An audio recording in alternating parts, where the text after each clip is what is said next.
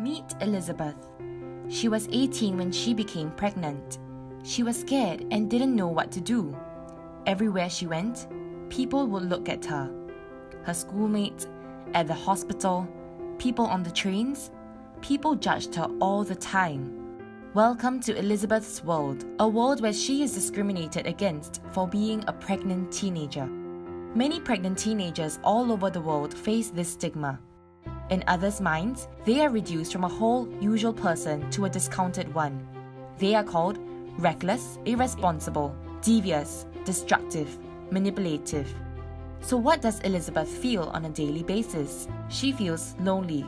With Elizabeth's new responsibility of taking care of another life, she does not have time to meet her friends. Some of her friends do not approve of her decisions and they distance themselves from her.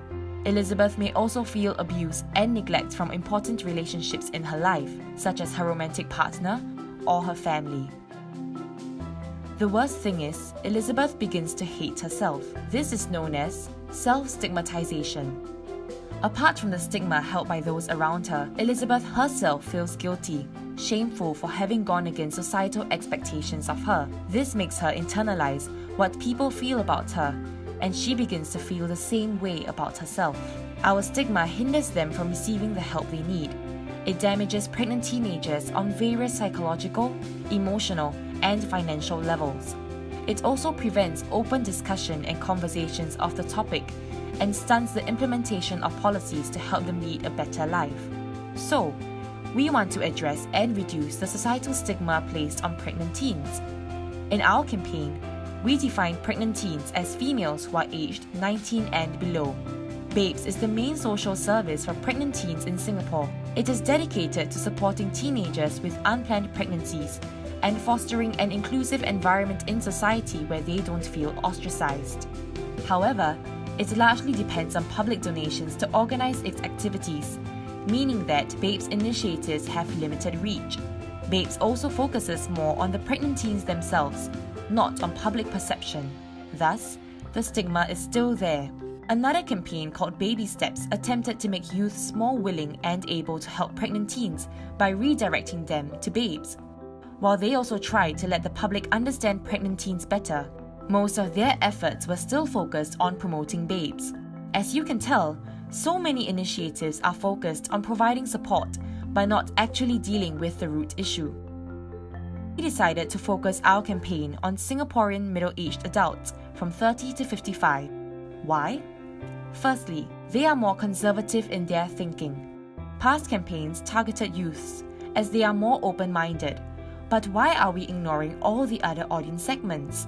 Secondly, they had the spending power to offer help to pregnant teens, or to make changes in society, as this group may hold influential positions in their companies. Lastly, some of them are parents or soon-to-be parents, and an increased empathy on their part may translate to a longer-term effect, where they influence their children's mindsets with our messages. We can't start our campaign without knowing what our target audience is thinking. We conducted a survey with 144 of them. Some things we found interesting were 30.6% have lack of concern for pregnant teens. Only 22.9% believes pregnant teenagers have a high likelihood of success in their careers. 36.1% agreed that Singaporeans are only slightly empathetic towards pregnant teens, and less than half agreed that they are willing to provide material support to a pregnant teenager. Based on what we found, we came up with some objectives. We wanted to find out the percentage change that our campaign could create amongst our audience for their level of concern, willingness to provide material support, and perception that pregnant teenagers are capable of achieving their dreams and goals. We sat down and thought, how would our audience benefit from this campaign? By making them more empathetic towards pregnant teenagers, this will bring them more happiness into their lives. Why should they listen to us? It's all due to the power of stories. A story can make us feel or inspire us. It effects change. We decided to bring these hidden away pregnant teens and their stories to life for the audience. So, we made a video and showed it to our audience. We brought in Elizabeth, who asks people what they think about pregnant teens. They don't know that Elizabeth herself was a pregnant teenager. Elizabeth then reveals her past pregnancy, and the respondents are taken aback and ashamed by their mean comments.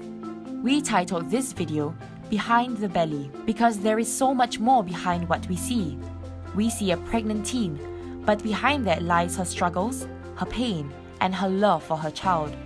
Before sending the video out, we wanted to know what their current levels of concern, willingness to provide material support, as well as their belief in pregnant teenagers' abilities to achieve their dreams and goals were. We did this through our pre-test survey and sent out our video. 3 days later, we sent another survey to see if their thoughts had changed. We found out that there was an increase of 8.71% in their belief in the pregnant teen's capacity to achieve their dreams and goals. This result was found to be statistically significant. There was a 0.3% increase in their concern towards pregnant teens and a 0.03% increase in their willingness to provide material support. However, for these two objectives, these increases were not statistically significant. This showed that our campaign was more effective in making people believe in pregnant teens' capabilities than in making them want to help out financially or more concerned about their situation. We interviewed people about our video and found out that emotional appeal was effective in reaching out to this audience. Some said the letter was incredibly touching. It also had a good and clear message by showing the perspective of a pregnant teenager. Some limitations we noticed. Because our campaign happened over 1 week, it was too short of a time to measure behavior changes that could have formed over the long term. What implications does our campaign have? Practice-wise, we can see how effective this revelation technique is in passing our message to the audience. The similar tactic of revelation had been used in other social campaign videos that our audience had watched before, minimizing the effect that it had. Regarding the issue of pregnant teenagers, now with our measures, we are able to inform future campaigns of more realistic baselines for measuring changes. With Behind the Belly, we wanted to create a more accepting world for these pregnant teenagers. This may just be a small project for now, but we hope that more people will take the initiative to continue the effort in the future. Let's treat others the way we want to be treated. The next time you see a pregnant teenager, know that she is human, and she has her own fears and a child to take care of.